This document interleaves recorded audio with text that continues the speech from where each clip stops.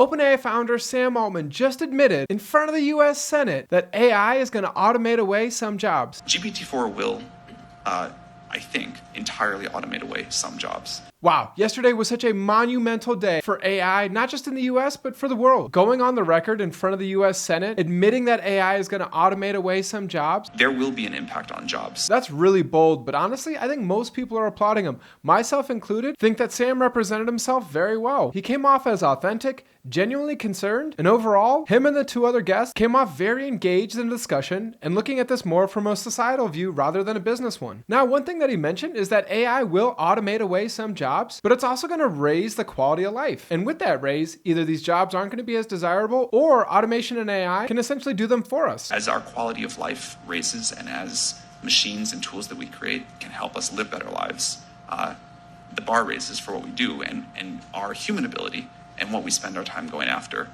goes after more ambitious, more satisfying projects. Now, there are a lot of experts weighing in on this, and here go a few stats for you. Nearly 2/3 of current jobs could be automated in some way by AI. Similar reports also show that it can increase labor productivity. And while some predictions say that AI is going to eliminate 85 million jobs by 2025, first of all, I think it's important to understand and think about GPT-4 as a tool, not a creature. GPT-4 and other systems like it, are good at doing tasks, not jobs. The same report also says that 97 million new AI jobs are going to be created. I believe that there will be far greater jobs on the other side of this, and that the jobs of today will get better. So what does this tell us? Essentially, the world is evolving, and it's up to the individual to make sure that their skills are going to be relevant in a few years. That's why this is so important to pay attention to, because if you're not, you're going to be left behind. And when it comes to the jobs that are being displaced, Sam put most of that on the US government to figure out. And I think it will require partnership between the industry and government, but mostly action by government to figure out how we want to mitigate that. Now, for those of you who remember 2018-19, a very trendy presidential candidate, Andrew Yang, one of his major talking points was universal basic income, and it was great that he brought that to light, but it still didn't really get enough traction in the mainstream media. During this segment, that was all I could think about. My flagship proposal is the freedom dividend of $1,000 a month for every American adult